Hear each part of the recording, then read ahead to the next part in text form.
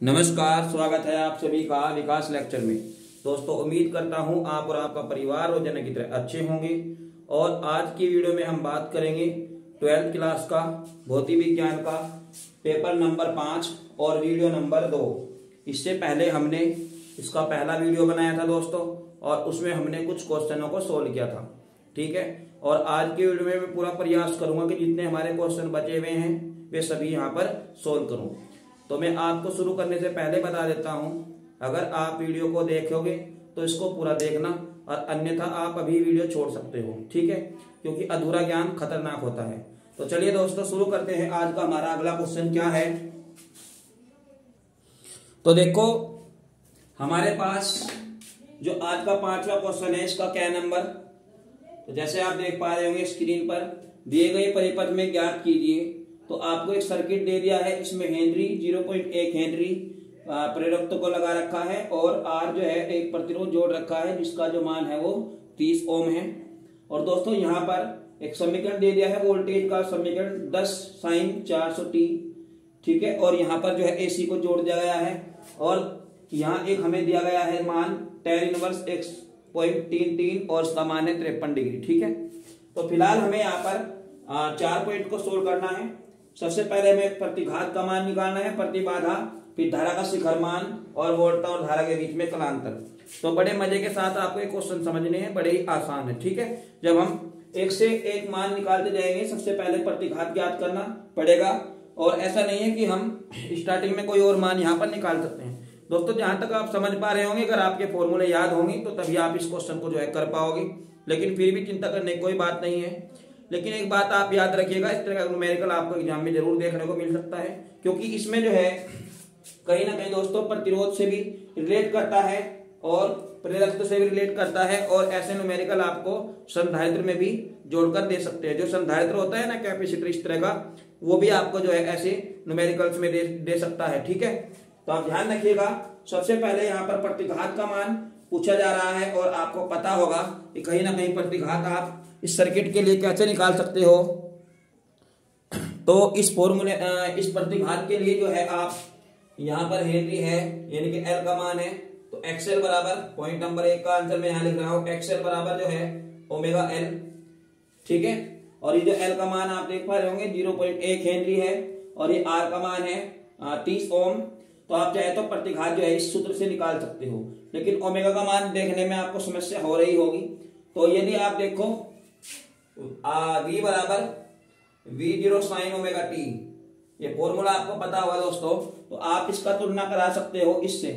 तो जैसे आप समझ पा रहे हो कि वोल्टेज का जो शिखर मान है वो 10 है, और ओमेगा की जगह क्या लिखा हुआ है 400, यानी कि ओमेगा का मान आपको यहाँ से 400 मिल जाएगा, और t यहाँ पर नहीं है। ठीक है, तो जब आप इस समीकरण की तुलना इस समीकरण से कराओगे ना, तो आपको V0 का मान 10 मिलेगा, और ओमेगा का मान दोस्तों आपको 400 यहाँ पर मिल जाएगा। ठीक है, तो देखो ओमेगा का मान यहां से 400 रखिएगा, और गुणा एल का मान 0.1। तो एक पॉइंट से जो है आप एक जीरो डाल दीजिए, तो 4 एकम 4 तो आ जाएगा 40 ओम। ठीक है, तो प्रतिघात, प्रतिबाधा, प्रतिघात दोस्तों ये एक तरह के अवरोध होते हैं, तो इनका मात्रक आप ओम में ही लिखोगे। ठीक है, तो उम्मीद करता हूं आपको समझ में आ गया होगा। इसके बाद बात करते हैं दोस्तों, इसका जो अगला पॉइंट है उसमें कहीं ना कहीं पूछा जा रहा है प्रतिबाधा, और प्रतिबाधा को आप जानते होंगे दोस्तों, इसको जेड से प्रेजेंट करते हैं क्या, और जेड बराबर ऐसा फॉर्मूला लगाइए प्रतिबाधा का जिसमें क्या हो, जिसमें आर हो, और जिसमें कहीं ना कहीं हेनरी से जुड़ी हुई बात हो। तो अभी हमने एक्सएल का मान निकाल दिया है, और आपको याद आ रहा होगा कि कहीं ना कहीं जो प्रतिबाधा होती है जेड बराबर √r² और एक्सएल का स्क्वायर। तो देखो जो प्रतिबाधा होती है, दूसरा पॉइंट जो है जेड बराबर √r² प्लस एक्सएल का स्क्वायर। ठीक है, अभी जैसे मैंने आपको बताया था ना कि इन क्वेश्चनों को सोल्व करने के लिए आपको पॉइंट टू पॉइंट जो है बढ़ना है। ऐसा नहीं है कि आप इसका मान पहले निकाल पाओगे। तो अभी हमने प्रतिघात का मान निकाला, एक्सएल का मान निकाला, और देखो इस एक्सएल की यहाँ पर जरूरत आपको पड़ गई है। ठीक है, तो इस फॉर्मूले में आप मान रखिएगा, आर का मान है कितना 30 ओम, उसको स्क्वायर कर देंगे, एक्सएल का मान है 440, उसको स्क्वायर कर दीजिएगा, तो 30 का वर्ग कितना हो जाएगा 900, और प्लस 4 का वर्ग 16, और 2 जीरो 1600। इन दोनों को आप ऐड करिएगा दोस्तों तो कितना हो जाएगा 9 और 16 को होते हैं 25, तो हो जाएगा 2500। ठीक है, जब आप इसको रूट से बाहर निकालेगा तो 25 किसका वर्ग होता है 5 का, और ये हो जाएगा 2 जीरो है तो 1 जीरो और यहाँ पर लगा दीजिए आप स्क्वायर। ठीक है, तो इससे जो है ये कट जाएगा, तो जेड का मान दोस्तों प्रतिबाधा का मान आ जाएगा 50 ओम। ठीक है, बताओ कोई दिक्कत है? कुछ भी दिक्कत नहीं है, बस आपके फॉर्मूला याद होना चाहिए। ठीक है, तो आपको दिख पा रहा होगा नीचे सब कुछ ठीक ठाक है। इसके बाद पॉइंट नंबर 3 में दोस्तों पूछा जा रहा है कि धारा का शिखर मान बताइए। ठीक है, धारा का शिखर मान बताइए। तो आपको ऐसा कोई फॉर्मूला ढूंढना है जो धारा के शिखर मान को जो है आसानी से बता पाए। ठीक है, तो कुछ बच्चों के याद आ रहा होगा, जिनके फॉर्मूला याद हो तो I0 बराबर V0 बटे जेड। ठीक है, क्या होता है I0 बराबर V0 बटे जेड, यानी कि वोल्टेज का शिखर मान बटे जो आपका क्या है प्रतिबाधा है उसका मान आप यहां पर रख दीजिएगा, तो धारा का शिखर मान दोस्तों आपको मिल जाएगा। ठीक है, कोई दिक्कत नहीं होनी चाहिए, केवल फॉर्मूला में मान रखना है और डायरेक्ट सबके आंसर आ रहे हैं आपके सामने है सब कुछ। तो देखिए V0 का मान रखिएगा 10, तुलना करा दीजिए, ज्यादा दिमाग नहीं लगाना है, केवल क्या कर दीजिए तुलना करा रहे हैं। तो V0 का मान दोस्तों आपको मिल रहा है कितना 10 और जेड का मान आपको मिल रहा है कितना 50। तो फिलहाल जो है 0 से 0 कट जाएगा और 1 बटे 5, 1 को 5 से डिवाइड करिएगा तो पॉइंट लगा के 0 बढ़ा दो 2, 0.2 एम्पियर, 0.2 एम्पियर आपका जो है शिखर का मान दोस्तों आ जाएगा। ठीक है, कोई दिक्कत है? कोई दिक्कत नहीं होनी चाहिए। इसके बाद बात करते हैं दोस्तों, ये दिख रहा है आपको। ठीक है, इसके बाद हमारा जो है पॉइंट नंबर 4, उसमें आपसे पूछा जा रहा है कि वोल्टा और धारा में कलांतर ज्ञात कीजिएगा। वोल्टा और धारा में कलांतर, तो जैसे कि आप समझ पा रहे होंगे इसका फॉर्मूला होता है क्या कि tan थीटा बराबर एक्सएल अपॉन आर। ठीक है, tan थीटा बराबर एक्सएल अपॉन आर।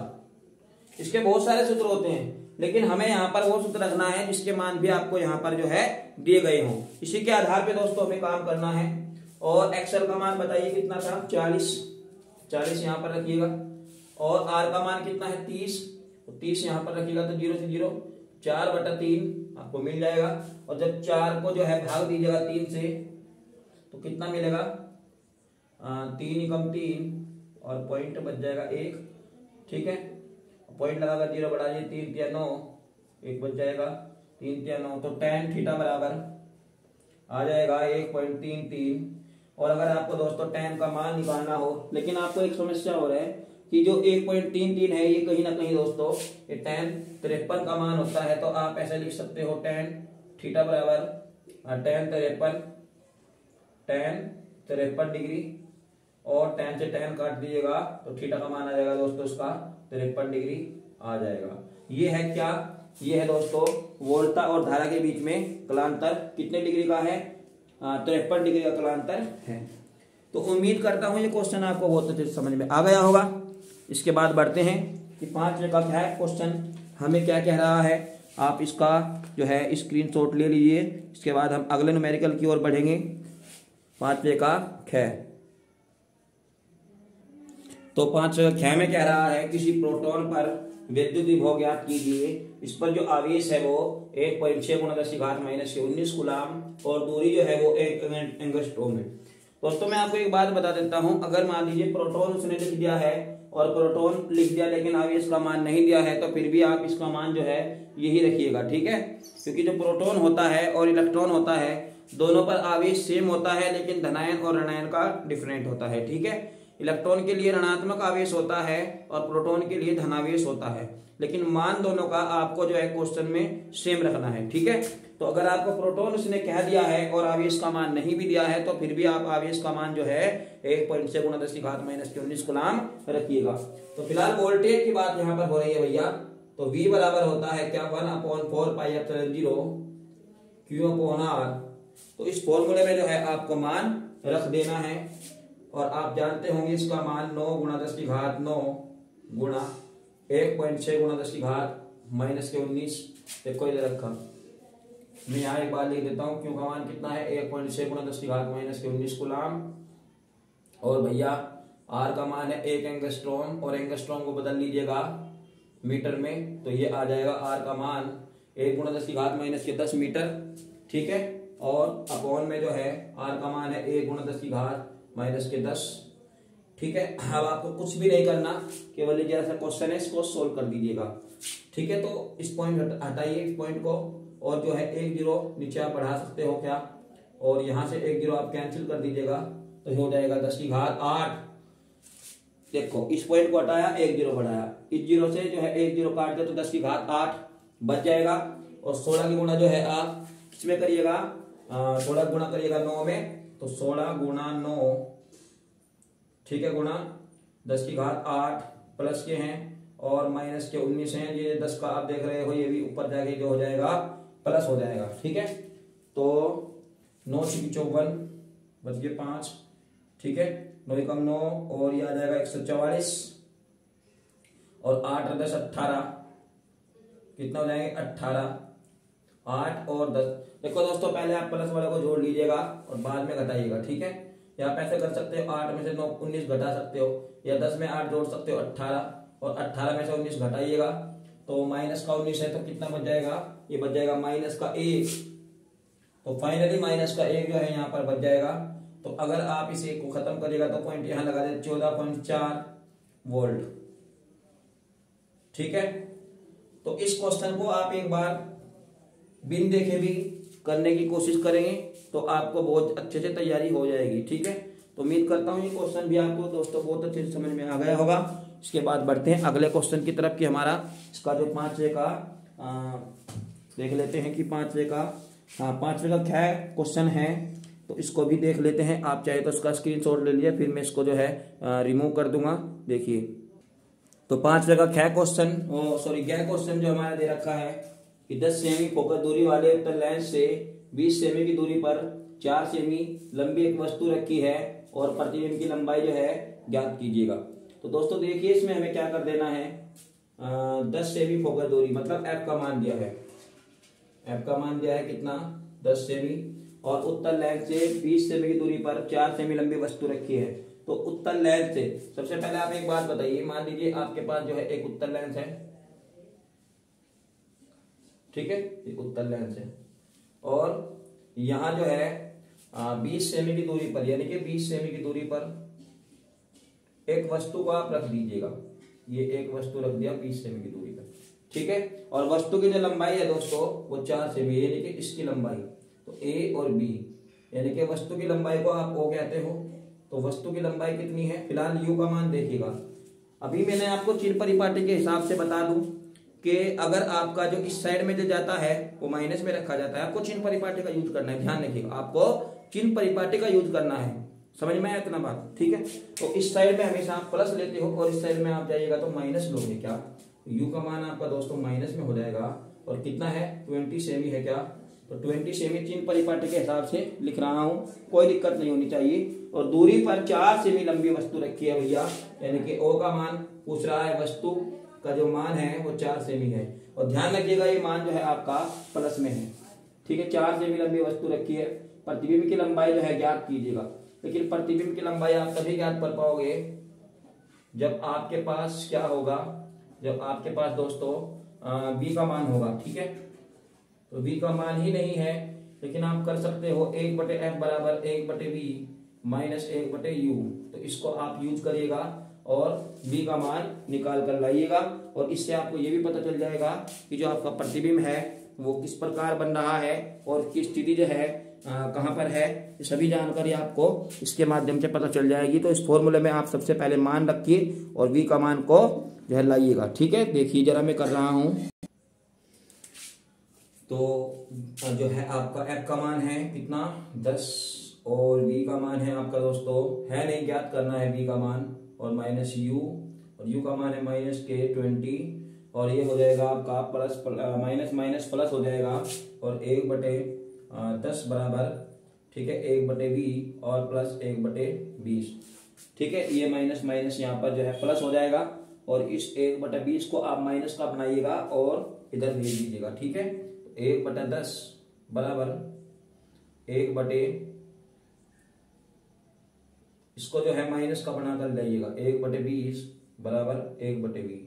आप चाहे तो दोस्तों इसका एलसीएम डायरेक्ट भी ले सकते हो, अगर आप चाहो तो इसका वर्ग गुणा भी कर सकते हो। ठीक है, मैं भी आपको वर्ग गुणा करके दिखा रहा हूं। चाहे आप इसका 10 दूनी 20, तो 20 एलसीएम भी आप ले सकते हो, तो कोई दिक्कत नहीं है, ऊपर 2 आ जाएगा। ठीक है, लेकिन आप चाहे तो इसको वर्ग गुणा भी कर सकते हो।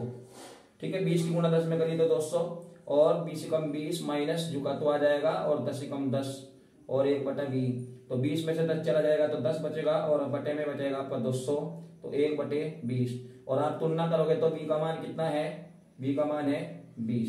यानी कि सिंपल सी बात है, आपका जो प्रतिबिंब बनेगा दोस्तों वो इसी साइड में बनेगा। ठीक है, लेकिन आप याद रखिएगा फिलहाल हमें जो है यहाँ पर डायग्राम की जरूरत नहीं है। ठीक है, तो डायग्राम की जो है जरूरत यहाँ पर दोस्तों फिलहाल नहीं है, तो आप इसको रहने दीजिएगा। वो मैंने आपको जो है समझाने के लिए बनाया था। तो प्रतिबिंब आपका उसी साइड में बनेगा, तो इसीलिए जो है आपका मान प्लस का निकल कर आ रहा है। लेकिन बात यहाँ खत्म नहीं हुई है, प्रतिबिंब की लंबाई आपसे पूछी जा रही है दोस्तों। क्या प्रतिबिंब की लंबाई होती है m बराबर I/O या V/U। ठीक है, तो I का मान आपको निकालना है, मतलब आपको जो है I का मान निकालना है। ठीक है, यानी कि प्रतिबिंब की लंबाई आपसे पूछी जा रही है, और O का मान आपके पास कितना है दोस्तों, 4 है, तो 4 आप यहाँ पर रख सकते हो। और V का मान है आपके पास 20, और U का मान है आपके पास, ठीक है, कितना है, -20 है। ठीक है, तो आप जो है इसकी गुणा इधर करिएगा और इसकी गुणा इधर करिएगा। फिलहाल आप जो है एक बार माइनस से एक बार जो है, क्योंकि माइनस बचेगा तो 1, तो I का मान आ जाएगा दोस्तों -4 सेमी आ जाएगा। यानी कि प्रतिबिंब जो है दोस्तों उल्टा बनेगा। आप चाहे तो बना ही लीजिए, तो आपको अच्छा लगेगा बहुत कि चित्र जो है इसका ऐसा बनेगा। ठीक है, तो कितना है वस्तु का दूरी, कितना है 20 सेमी है, और यहाँ पर दोस्तों एक वस्तु रख दी है, और यहाँ से प्रकाश किरण चलेगी और इसमें जो है F से होकर निकल जाएगी, और इसके बाद दूसरी किरण चलेगी और वो इसको ऐसे काट देगी। तो जैसे कि आप समझ पा रहे होंगे कि प्रतिबिंब जो है वो नीचे बना है, और जब प्रतिबिंब दोस्तों नीचे बनता है तो माइनस लगता है, और जब वस्तु ऊपर की ओर होती है, ऊपर भाई देखो, ऊपर को जाओगे प्लस, नीचे जाओगे माइनस, इस साइड में जाओगे माइनस, इस साइड में जाओगे प्लस। देखो ये फोकस दूरी है तो प्लस, ठीक है, फोकस दूरी है इस साइड में प्लस, प्रतिबिंब की दूरी है इस साइड में v का मान तो प्लस, इस साइड में है वस्तु की दूरी तो माइनस। ठीक है, ऊपर है तो प्लस, नीचे है तो माइनस, ऊपर है तो प्लस देखो, और नीचे है तो माइनस, अपने आप निकल के आ रहा है, मैं कुछ नहीं कर रहा हूं। ठीक है, ये जो v का मान है 20, इसका मतलब चित्र इस साइड में बन रहा है। देखो मैं आपको बता देता हूं, अवतल में और उत्तल लेंस में, ठीक है, आपको बहुत ज्यादा दिक्कत इनका चिन्ह परिपाटी का होता है। ठीक है, तो आप याद रखिएगा, इस साइड में जो भी चीज होगा वो आपका माइनस में होगा, साइड में जो भी चीज होगा आपका क्या होगा, प्लस में होगा। ठीक है, और एक बात और आप ध्यान रखिएगा, जो उत्तल होता है, उत्तल दर्पण की उत्तल लेंस की जो फोकल दूरी होती है वो प्लस की होती है। क्यों? क्योंकि उत्तल में ज्यादातर जो है प्रतिबिंब उस साइड में बनता है, इसकी फोकल दूरी भी दोस्तों इस साइड में ही आती है, और प्रतिबिंब की जो दूरी होती है वो भी ज्यादातर इसी साइड में आती है। आपने बहुत सारे इसके प्रतिबिंब जो है बनाकर देखे होंगे, तो आप इसको भी समझ सकते हो। एक बार जो है व्यंजक में आप इनके सारे अलग अलग तरह के प्रतिबिंब को जरूर देखिएगा, तो आपको समझ में आ जाएगा। ठीक है, तो कोशिश करता हूं कि आप समझ में आ गया होगा आपके, तो आप भी खुद एक बार इसको जो है कोशिश करिए, एक बार बिन देखे आप इस क्वेश्चन को करिएगा, तो आपको बहुत अच्छी समझ में आ जाएगा। इसके बाद बढ़ते हैं अगले क्वेश्चन की तरफ कि हमारा अगला क्वेश्चन दोस्तों क्या कहता है, इसको भी देख लेते हैं। मैं फिलहाल इसको मिटा देता हूं। तो देखिए हमारा अगला क्वेश्चन क्या कह रहा है कि पीएचडी डायोड का प्रयोग करते हुए पूर्ण दृष्टिकारी तरंग का परिपथ चित्र बनाइए तथा इसकी कार्य विधि लिखिए। ठीक है दोस्तों, तो मैं आपको जानकारी दे देता हूं। जो हमारा पी का मतलब होता है पॉजिटिव निगेटिव, तो दोस्तों हमें पीएन को उपयोग करना है और ट्रांसफार्मर की मदद से जो है एक ऐसा सर्किट बनाना है, एक ऐसा परिपथ बनाना है दोस्तों जो पीएन संधि पूर्ण तरंग दृष्टिकारी को जो है शो करता हो, यानी कि जो ग्राफ है वो इस तरह से दिखाता हो। ठीक है, अर्ध तरंग के लिए क्या होता था कि जिसमें हमने एक और ही पीएन संधि को जोड़ दिया था, और पूर्ण दृष्टिकारी के रूप में क्या होगा कि ग्राफ जो है वो जो सर्कल है वो पूरा होना चाहिए, ठीक है, अधूरा नहीं होना चाहिए, ठीक है। तो अर्ध अगर यहाँ पर पूर्ण की जगह अर्ध हो जाए तो आपको आधा बनाना है, मतलब पीएन संधि डायोड को केवल एक ही जगह जोड़ना है। लेकिन अगर आपसे पूछा जाए कि पूर्ण दिष्टकारी के रूप में बनाओ तो भैया आपको जो है दो पीएन संधि डायोड को जोड़ना है, एक यहाँ जोड़ सकते हो और एक नीचे की तरफ आप जोड़ सकते हो, ठीक है। तो फिलहाल आप जो है यहाँ पर ट्रांसफार्मर बनाइएगा। देखिए जरा मैं बना रहा हूँ, वीडियो बड़ा हो जाएगा, मैं वीडियो को जो है रोक कर इसका चित्र बना रहा हूँ, फिर आपको समझा दूंगा। तो देखिए जरा इसमें होता क्या है।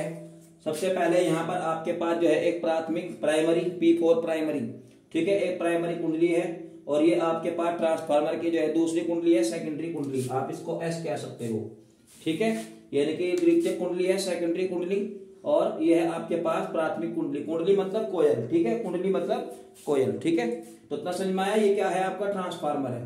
ध्यान से देखिएगा दोस्तों, ये ट्रांसफार्मर है और इसका जो हमने सेकेंडरी कुंडली है इसको हमने ए से प्रेजेंट कर दिया और इस सिरे को जो है बी से प्रेजेंट कर दिया। दोस्तों अब क्या होगा, जब आप इसमें निवेशी वोल्टेज जो है भेजोगे, तो निवेशी वोल्टेज जब आप इसमें भेजोगे तो दोस्तों होगा क्या कि ग्राफ इसका निवेशी वोल्टेज का जो है ऐसा बनेगा। अल्टरनेटिव करंट की बात दोस्तों हो रही है, तो निवेशी वोल्टेज जो है, निवेशी वोल्टेज वो कैसा बनेगा आपको अच्छे से पता होगा कि कहीं ना कहीं भैया ये किसकी बात हो रही है, ये एसी की बात हो रही है। क्या ये हो रही है एसी की बात, मतलब अल्टरनेटिंग करंट की बात दोस्तों हो रही है। तो अल्टरनेटिंग करंट का जो ग्राफ होता है वो ऐसे चलता है, ठीक है, मतलब आधे चक्कर बाद अपनी दिशा को ये चेंज करता है, ठीक है। इतना समझ में आया आपकी। अभी इसके बाद आपको क्या करना है, इसके बाद जो है यहां से भी सर्किट जो है पूरा होगा। ये पीएन संधि का दोस्तों प्रतीक है, ये पीएन संधि का प्रतीक है और इसको आपको जो है ऐसा ही बनाना है। कभी कभी एक नंबर का एग्जाम में ऐसे भी पूछ लिया जाता है कि पीएन संधि का प्रतीक बनाइएगा, तो आप इसको जो है बना दीजिएगा, ठीक है, इसको बना दीजिएगा तो कोई दिक्कत नहीं है। इसके बाद यहाँ से विद्युत धारा निकलेगी और उस बिंदु को आप XYZ कुछ भी मान सकते हो, X मान सकते हो, और उसके अंदर से जो है धारा जाएगी, ठीक है। इस तरीके से इसका आधा सर्किट ये पूरा हो जाएगा।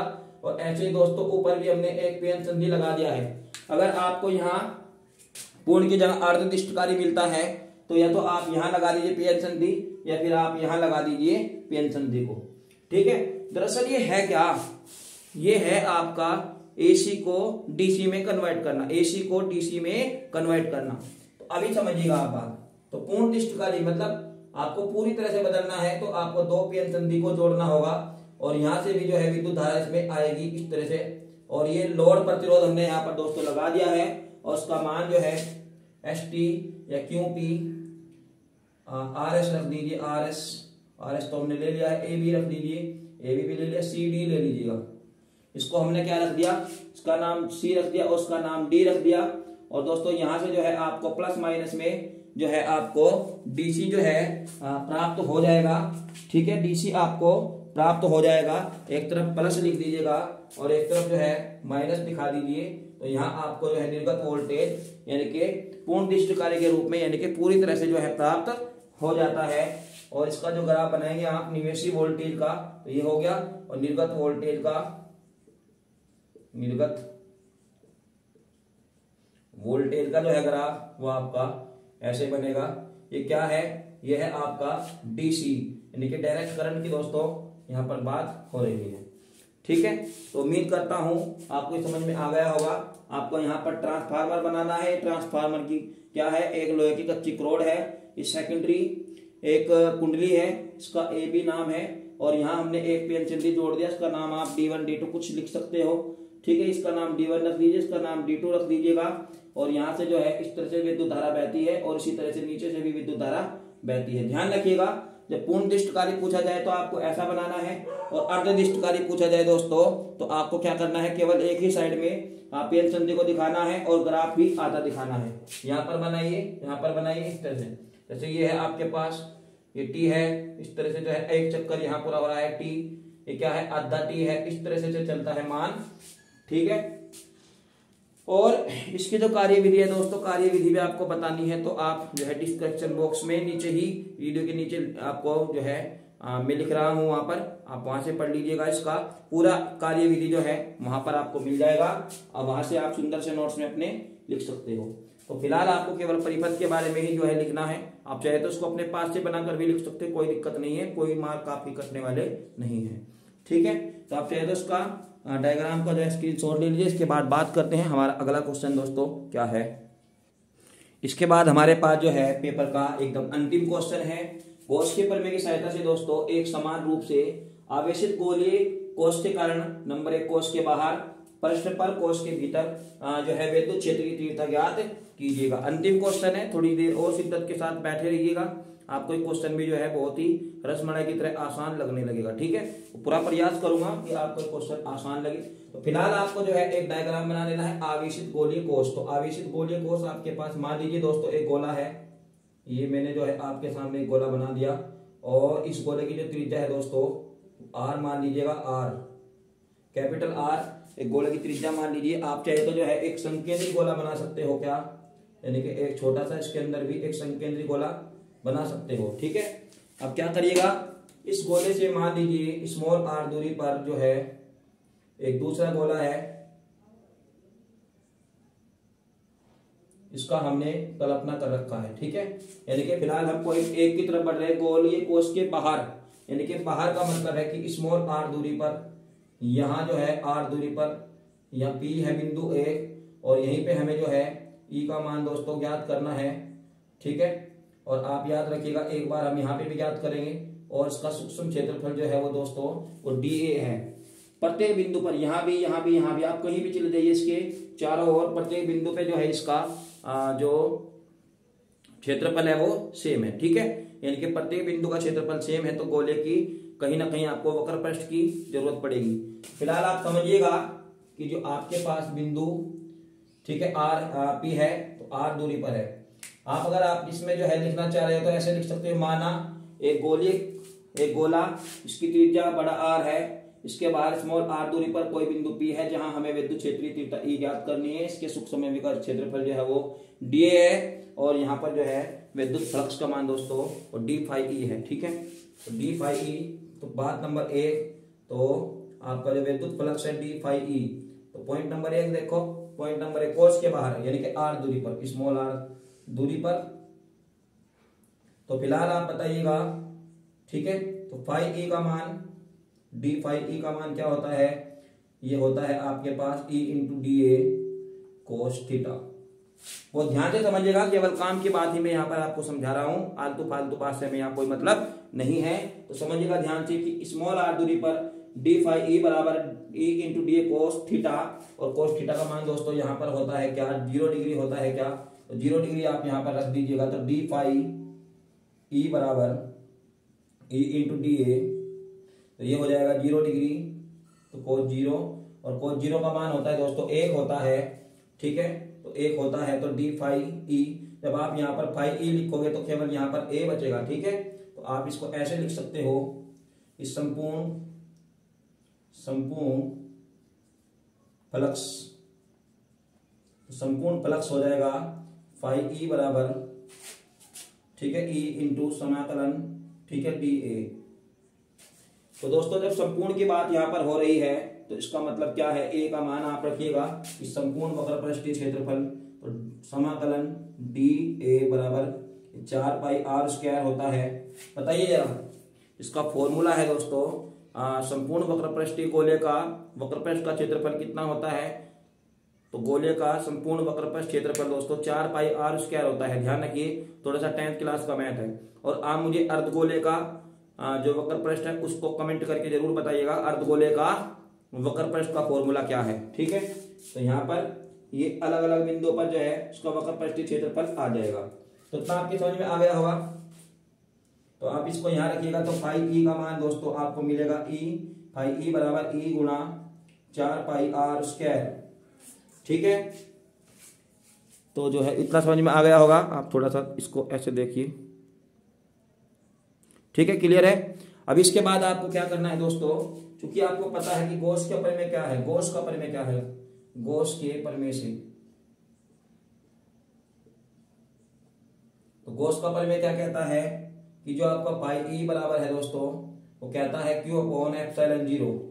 ठीक है, क्यू अपॉन एप्सिलॉन 0, तो फाई ई की जगह दोस्तों आप क्यू अपॉन एप्सिलॉन 0 रखिएगा। तो आपको मिल जाएगा क्यू अपॉन एप्सिलॉन 0 और ई गुणा 4 पाई आर स्क्वायर।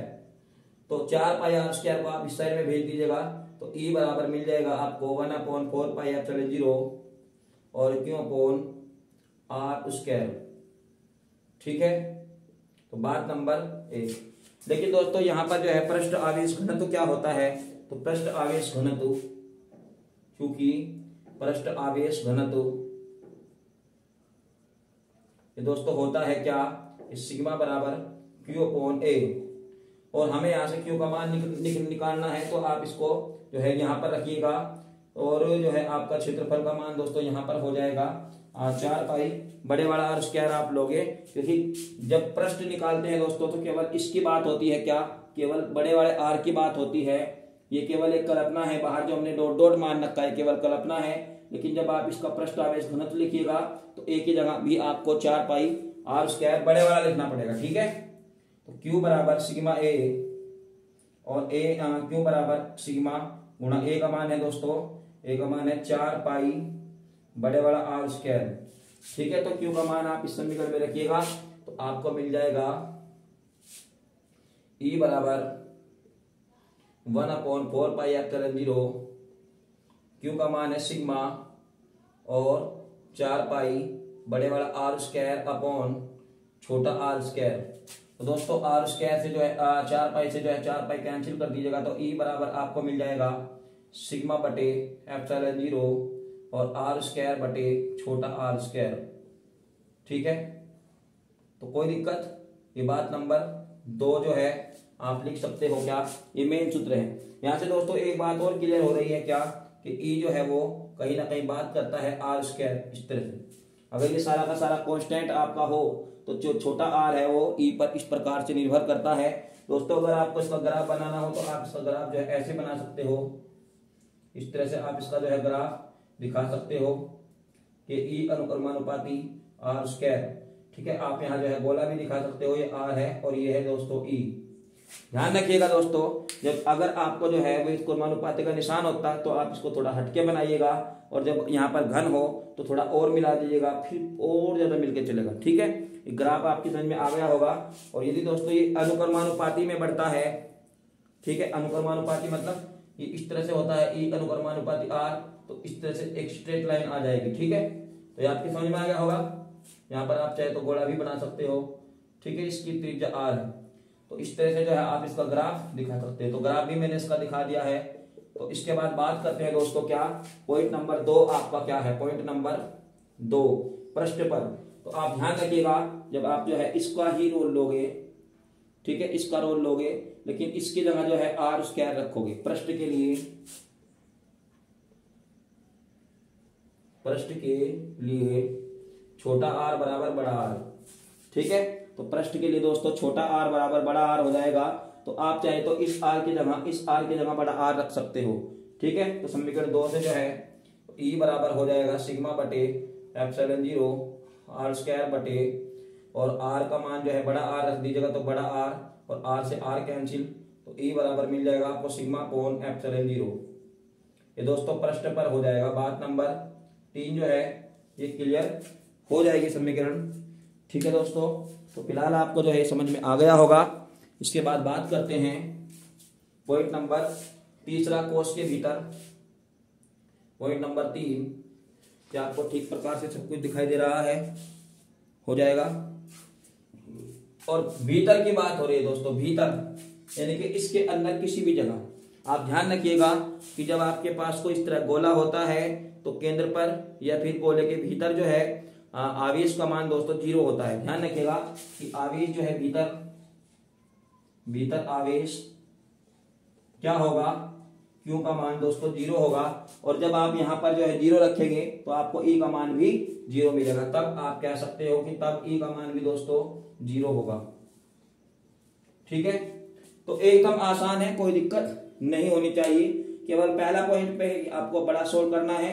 दूसरे पॉइंट में दोस्तों आपको मैं एक बार और बता रहा हूं, पृष्ठ के लिए यानी कि जब आप इस बिंदु पे निकाल लोगे ना भाई, आप एक बात बताओ, जब आर पे निकाल ले तो आपका जो है ये वाला मान है, लेकिन जब आप यहां निकाल लोगे तो आर का मान तो ये रखना पड़ेगा नहीं रखना पड़ेगा, बताओ। तो मैंने इस आर की जगह दोनों मान क्या कर दिया, बराबर रख दिया। तो बड़ा आर तो है ही और छोटे आर का मान बड़ा आर रख दिया। देखो आर स्क्वायर से आर स्क्वायर कहां से रखा, क्योंकि छोटे का आर स्क्वायर हो रहा है तो उसका भी रखना पड़ेगा।